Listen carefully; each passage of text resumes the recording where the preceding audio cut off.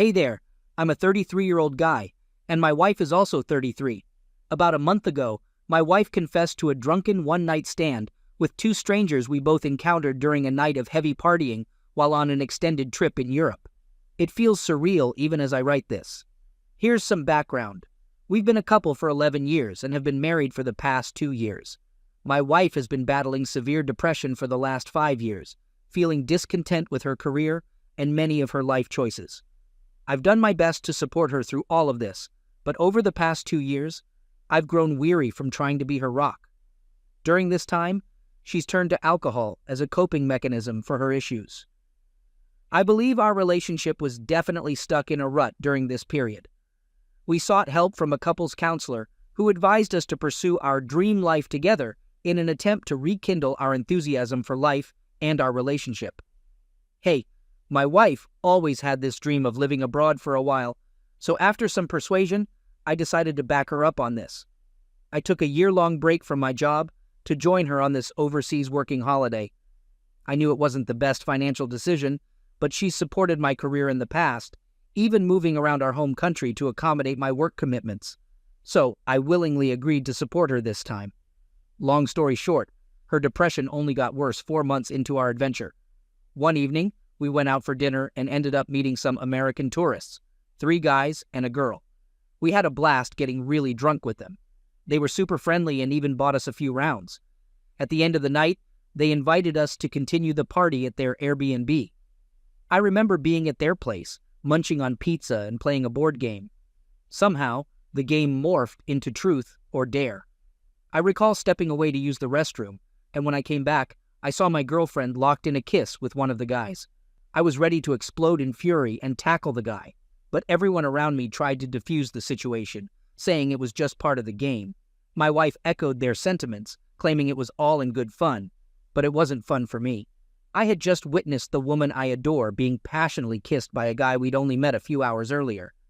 I told her we needed to leave right then and there, and we promptly headed home. We took an Uber, and the ride back was filled with uncomfortable silence. She apologized, blaming the alcohol and the game for her actions.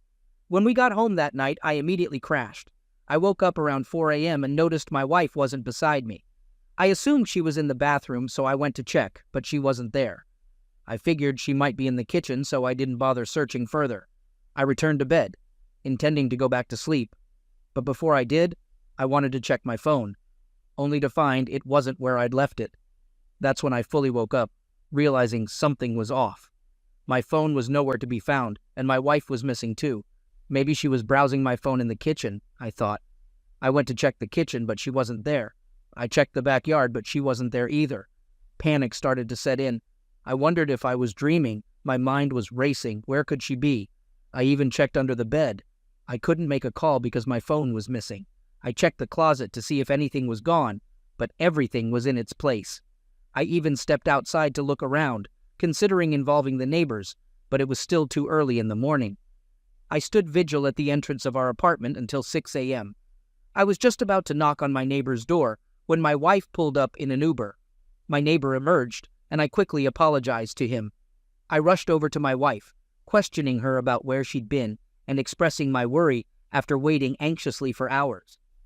She explained that she had left her phone at the Airbnb and had used mine to order an Uber. She claimed she didn't want to disturb me because I was sound asleep, so she decided to go alone.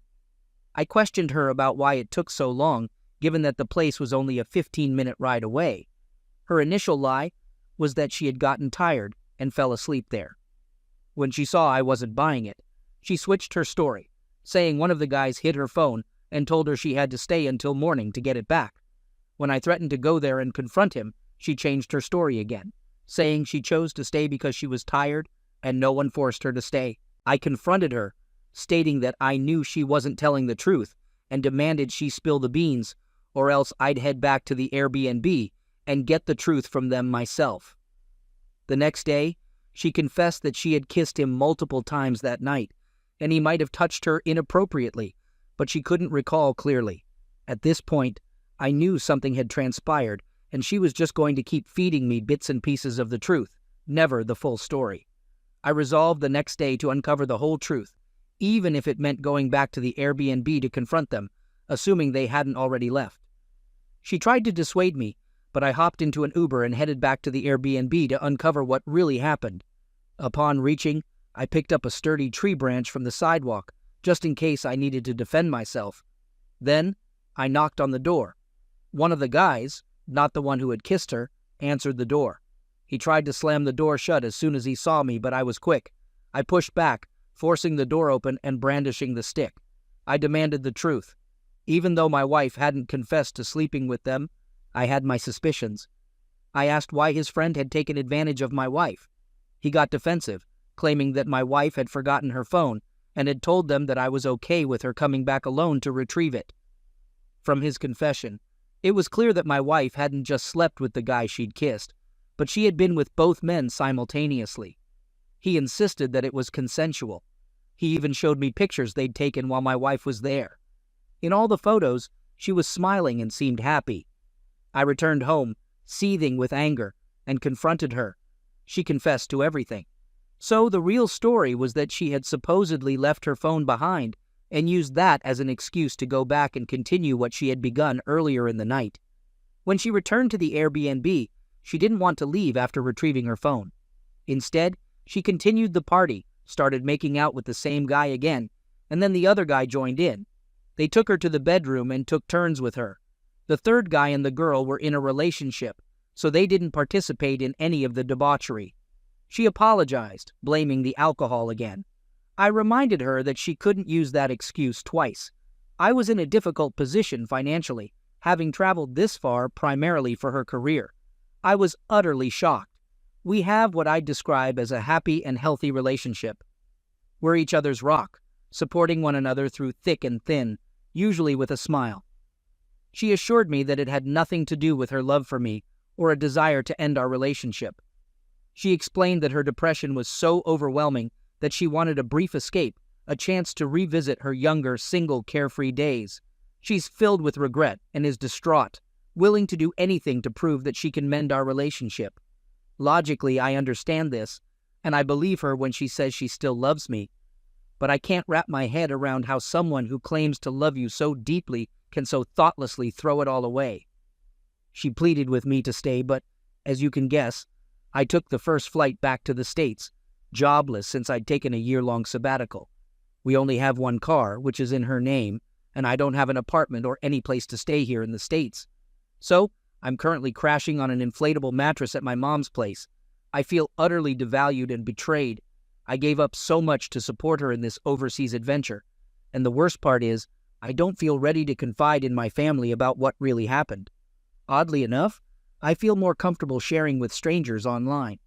We had a phone conversation the other day because I told her I was planning to file for divorce and inform my family. She begged me not to, knowing how stern my family can be and that they'd never forgive her if they found out. I'm not sure if I'm seeking advice or guidance. I think I just need to be heard. I feel like I can't fully disclose what happened to many people in my life right now. I want to start individual therapy as soon as possible because I feel like I've lost a significant part of myself. I'm ready to let go of my old life, the life I thought I shared with the woman I loved. It feels like I'm mourning not just our past, but our future too. After I told her I was filing for divorce, she flew back home. She tried to persuade me that she would attend therapy and address a host of personal issues, including her alcohol abuse. She fully acknowledges her mistake and takes responsibility for her actions. We don't have kids, but we do own a house together. We spent our 20s studying, traveling, and working in various parts of our home country before settling down. Starting a family was definitely on our radar, but we were in no rush. We had other things on our plate, like solidifying our careers and saving up for our dream home. Everyone has their own pace and priorities in life, and for some, marriage, a house, and kids might be at the top of the list. For us, it was a bit different. What really gets to me is that after the initial kiss, she consciously decided to go back and make things worse by sleeping with not just one, but two guys. That's the part that's really tearing me apart. Even if she was drunk, she made a deliberate decision to return. There's no undoing this. No amount of therapy can mend this. The scene keeps replaying in my mind and it's messing me up. As for STD testing, I haven't been intimate with her in any way since that night. Just the revelation of the initial kiss was enough to turn me off completely. I'm heading to get tested for STDs today. I've toyed with the idea of asking her if she's cheated before, because it seems unlikely that her first affair would involve two men at once. But really, what's the point? We're heading for divorce anyway. I've read many stories about infidelity, and I can see why some people choose to stay and work things out. It's not as simple as she cheated, dump her immediately. Each situation is unique and should be considered on its own merits. But for me, I know I can't trust her again, and the mental image of her with two men is something I can't erase, even though I wasn't physically present when it happened. The pictures I saw of her with the two men are etched in my memory. I'm going to need some time alone to reevaluate my entire existence, because it's going to be tough to imagine a life without her, given our long history together. She's tried to arrange a meetup, but I'm determined to end things. What's been your experience with sharing the details of the infidelity with friends and family? I feel sick to my stomach having to lie about what really happened, but at the same time, I feel like sharing the truth with everyone close to me would bring shame not just on her, but on me as well. It's frustrating having to tell a diluted version of why we're taking a break and why we cut our big overseas adventure short. Thanks, everyone. I appreciate all your insights.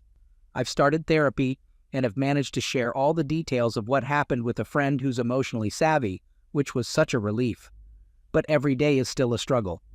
Nothing seems to take my mind off things, and sleep has become a stranger to me. I end up collapsing from pure fatigue rather than actually drifting off to sleep. Being back in my hometown, living at my mom's place, it's like being a kid again. I know I need time to work through all of this, but these initial stages are just incredibly tough. I'm a 42-year-old guy, and my wife is 43. We've been married since we were 19, and next year will mark our 25th anniversary. We have 3 daughters, a 19-year-old who's away at college, and twin 15-year-olds. Most things at home seem pretty normal.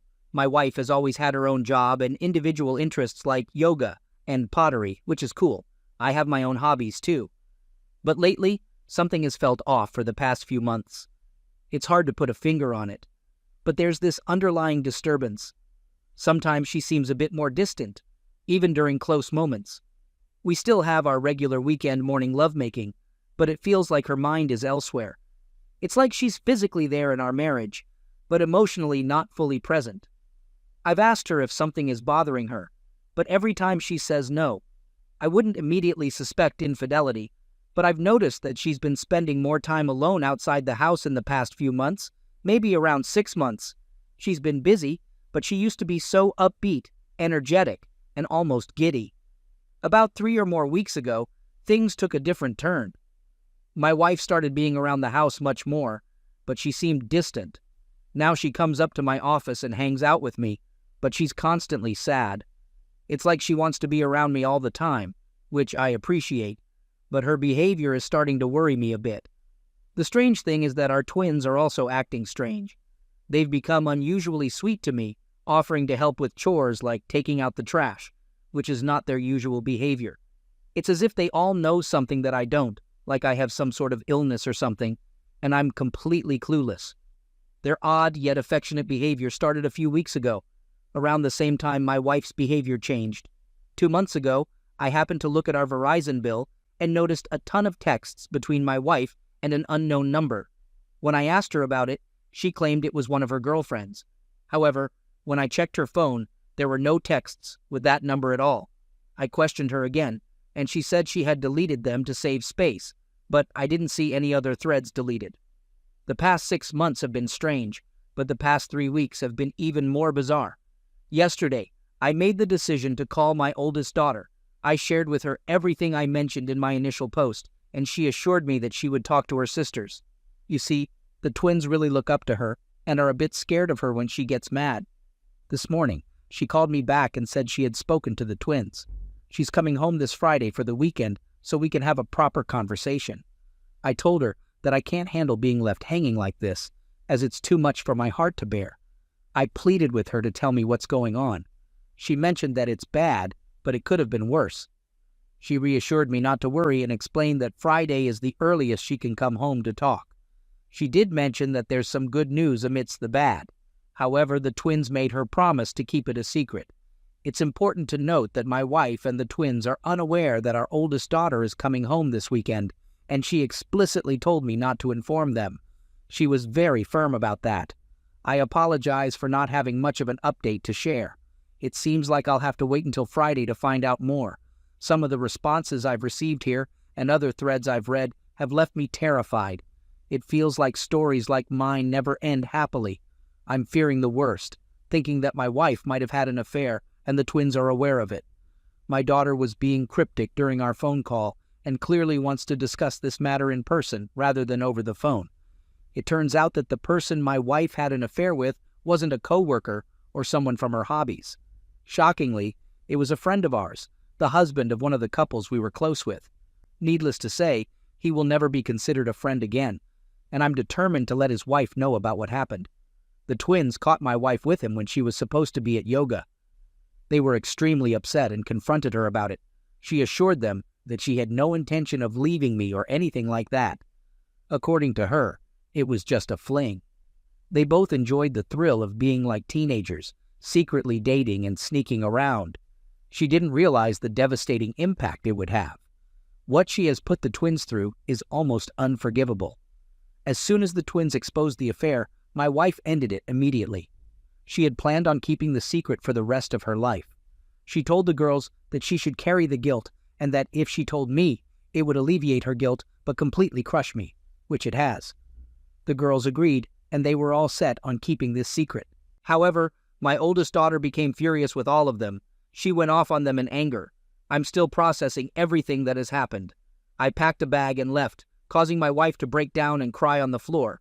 I turned off the location services on my phone and drove about an hour away to a cabin in one of our state parks. Right now, I don't feel like talking to anyone. Only my oldest daughter knows where I am. She came to visit me today, and we had a good conversation. She expressed that it's not surprising for her mother to do something like this because she's always been a predictable stereotype. My wife tends to follow trends, whether it's yoga, essential oils, CBD, or any new shiny thing that comes along. She gets obsessed with it. Now, in her middle age, she's just becoming another stereotype. The twins are angry at their mother and worried that I won't come back home. Honestly, I'm not sure if I will either. Right now, I don't really want to talk to them either.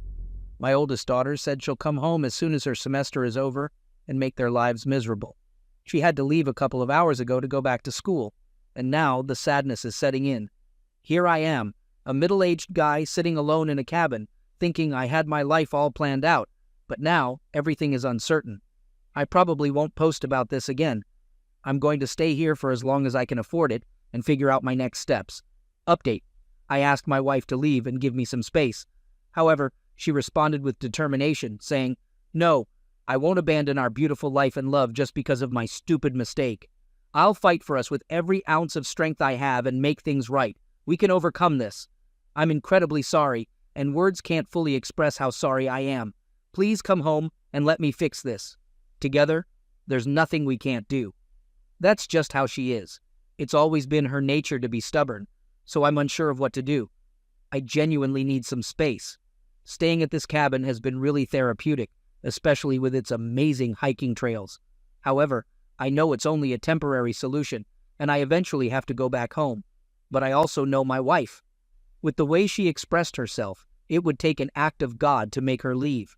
On top of that, she won't give me the space I need. If I go back home, she'll overwhelm me with her love and incessantly try to wear me down until I go along with whatever plan she has in mind. Frankly, I'd rather stay away for a while. I need to be mentally prepared to withstand her onslaught of affection and rationalization because she's an expert in that. She's always reading those self-help and motivational books and browsing websites filled with that kind of stuff. I made sure to pay for the cabin in cash for a week so that my wife wouldn't be able to track me down if I used a credit card. I already received emails notifying me that someone used a different device to access my credit card accounts, both of them. It's definitely her. I knew if I paid with a credit card, she would look it up and try to find me. I also had a conversation with the twins, assuring them that they were in a difficult situation. but it wasn't their fault. I made sure to let them know that their dad loves them. They mentioned that on Friday, Mom was a complete mess, crying uncontrollably. However, by late Saturday, she seemed to shift into her, "I can fix this, we will overcome" mindset. Supposedly, she's been reading everything she can find online about repairing a marriage after infidelity. That's just how she is. She tends to obsess over things. Personally, I just need more time alone to process everything. Update. I used to commute back and forth from the cabin for work, but luckily, we're all working remotely now. It's actually a relief because I'm about 100 miles away from home. I've been allowing my wife to have a short phone call with me each night, just to let everyone know that I'm okay, but honestly, I don't want to be bothered. I prefer communicating with my daughters through text messages. It surprises me how many young people don't realize that smartphones can actually be used for making phone calls. Anyway, here's the thing. I know deep down that I can forgive my wife, but honestly, I don't see a way for me to stay in this marriage and still maintain my pride as a man. Call me stubborn or bullheaded, but my pride as a man is important to me. I've been racking my brain trying to figure out how to keep that pride and stay in this marriage, but it feels like those two things are incompatible. If I want to hold on to my pride, then I have to divorce her because her actions have been a serious betrayal of our marriage and me.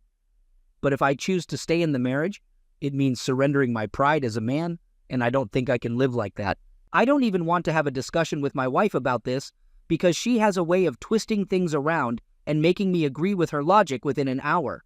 Have you ever met someone who seems to always get their way with everyone? Well, that's her.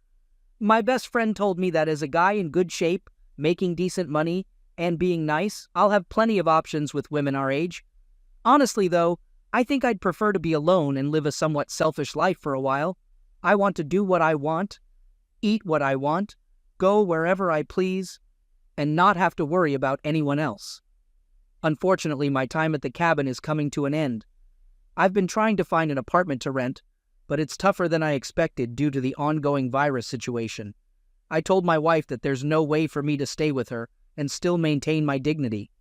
I explained that if I stayed, I wouldn't be the man she claimed to love. It would just make me feel broken and resentful, lacking any sense of dignity. I made it clear that we can't continue living like that.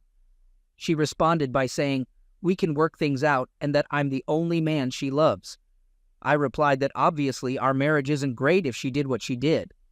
After a conversation, we both agreed that it's time to go our separate ways. I also spoke with my heartbroken twins, assuring them that I love them and will always be there for them.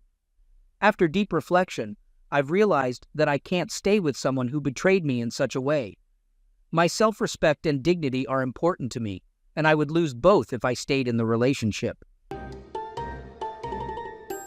My wife, who's 51, and I, a 54-year-old, have been happily married since 2001 and together since 1999. She's the most brilliant, considerate, loving, and faithful person I've ever known, and I've always felt lucky to have found her and made her my wife. Even now, she's stunningly attractive, and men have been complimenting her throughout our marriage. She's always brushed them off. Earlier this year, she was diagnosed with stage 1 uterine cancer and underwent a complete hysterectomy. I wasn't overly worried about the cancer, as it was caught early and treated promptly, leading to her full recovery. I took a break from work to care for her post-surgery, and everything seemed to be going well. There were a few emotional moments which were expected, and even though I'm not a particularly emotional person, we navigated them together. Once she recovered, she became determined to seize the day and embarked on a 10-day trip to Europe, followed by a journey to Belize. We also have plans to visit the UK and Spain, Portugal later this year. I'm all for these adventures, creating memories and ticking off items from our bucket list. I also understand that these are her ways of dealing with her vulnerability. She's also taken up yoga, swimming, and healthy cooking classes. I was completely supportive until last week. Just last week, she returned from work and dropped a bombshell on me. She wanted a free pass, a one-off chance to be intimate with someone other than me. She explained that her perspective on life has shifted since her cancer diagnosis, and she doesn't want to feel restricted from pursuing her desires. She mentioned a guy at her workplace whom she's always found somewhat attractive. As he's leaving the company and she won't be seeing him again, She sees this as the perfect chance to be with someone else.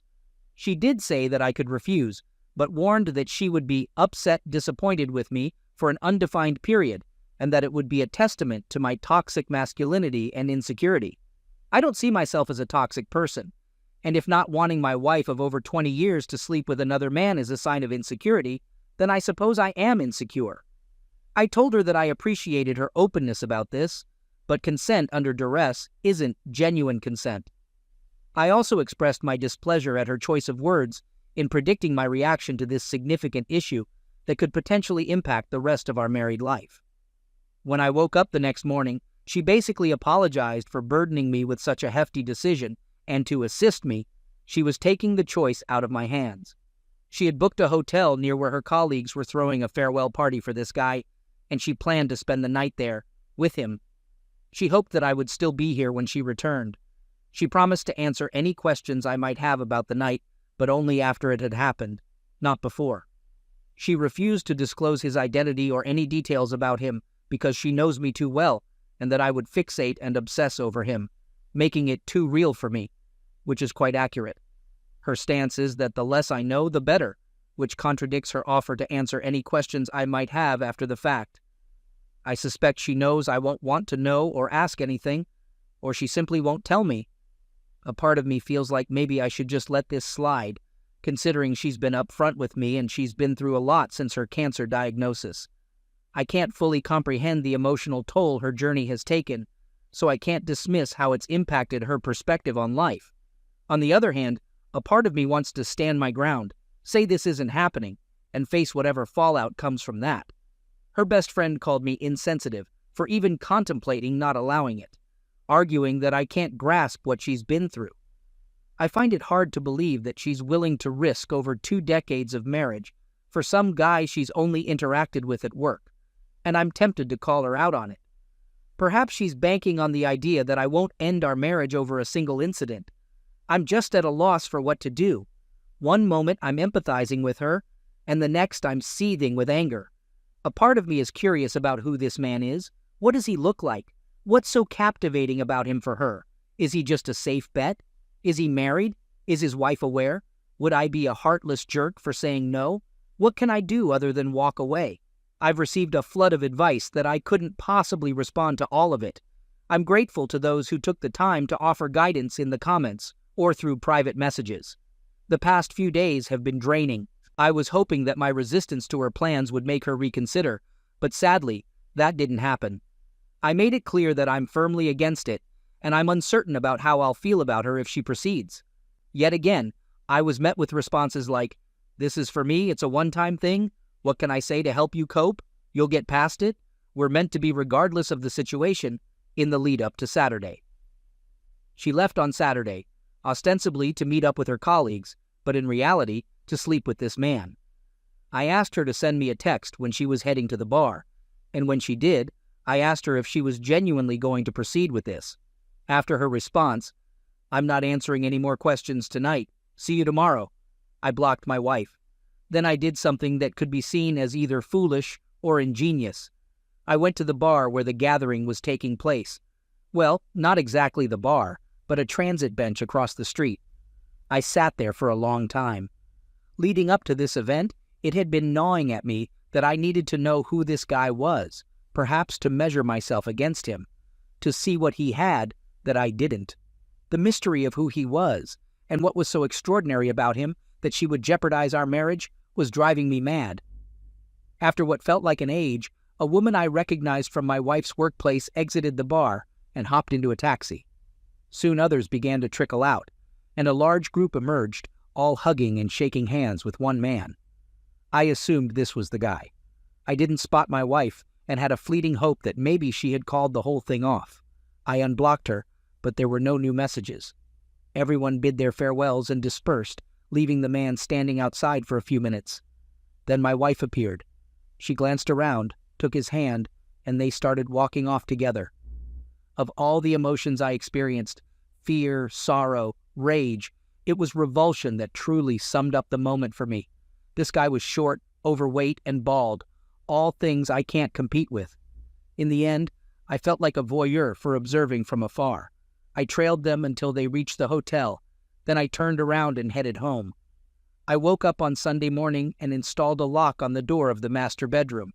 I relocated her belongings to the guest room and left a note requesting her to find a new place to live as soon as she could.